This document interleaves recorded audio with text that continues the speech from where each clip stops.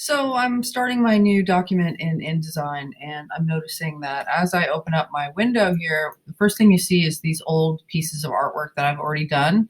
So what I'd like to do actually is to get rid of those. And probably for you guys who are starting off on your InDesign, you're going to look at probably a lot of old students' work. So let's try and get rid of those. I'm going to tell you how to do it. You go all the way to the top here, and you go to InDesign, and you go to Preferences, and then you go down to General. And then all the way down here, and if you're in general, let's go to down here to, which one is it? File handling, okay? Down here, right here, clicking on file handling. And then if you go all the way to the top, it says saving InDesign files, number of recent items to display. I don't want any actually, so I'm going to put 0, okay?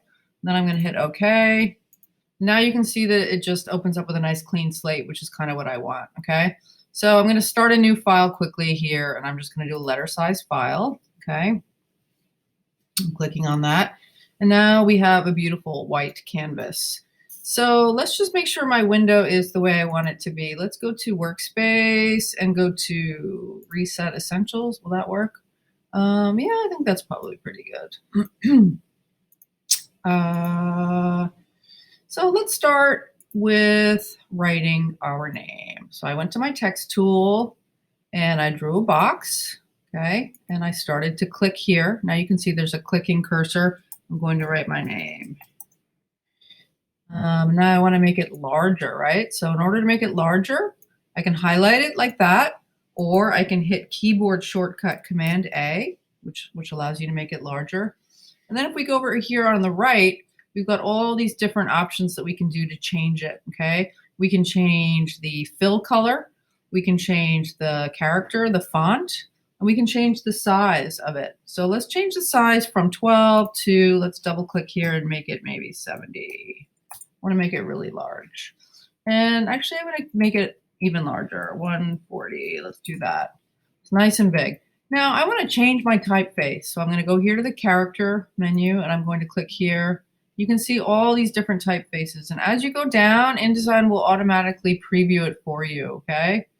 Ooh, I kind of like that. That's a fun one. InDesign has lots of fonts, and you guys can also find more fonts in InDesign by clicking on this and doing lots of things like that. So I'm going to stick with Abril Fat Face here. And we just lost it. So let's just click this again.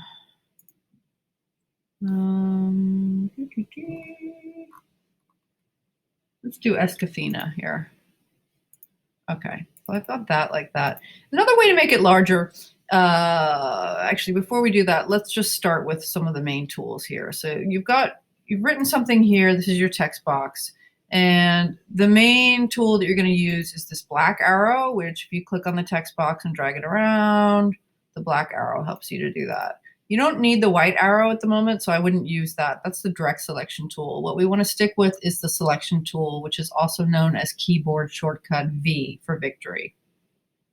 So we're going to use that tool, and we're going to go down here. We're going to use our type tool.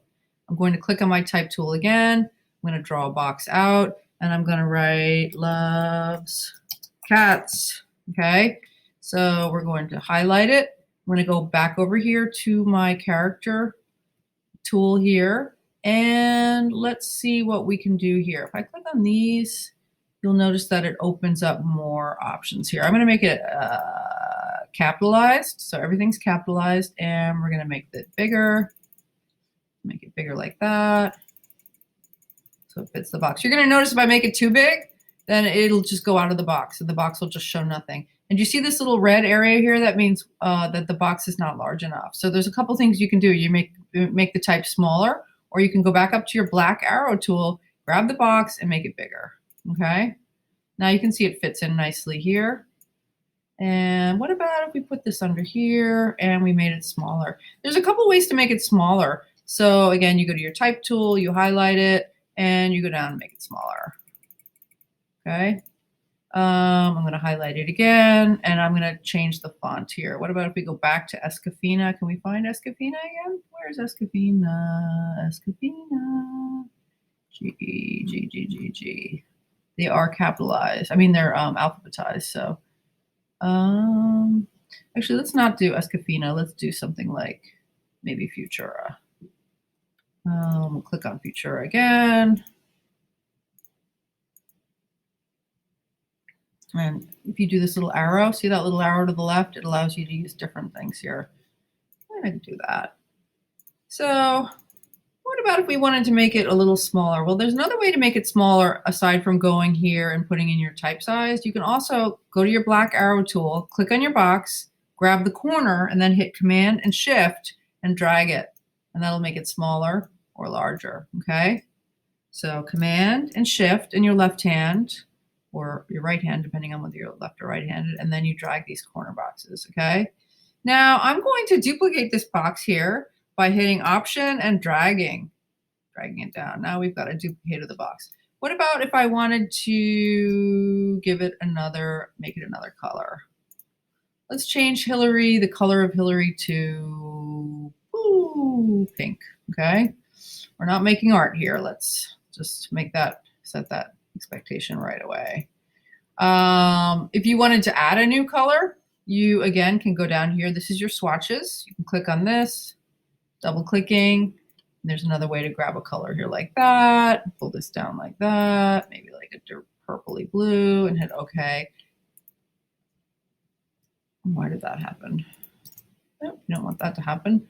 So let's go here to Window, and we'll go to Color, and then we'll go down to Swatches.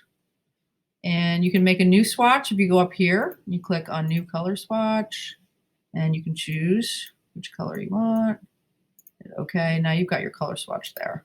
So if I wanted to highlight this text here and make it a color, I click on that, and there it is.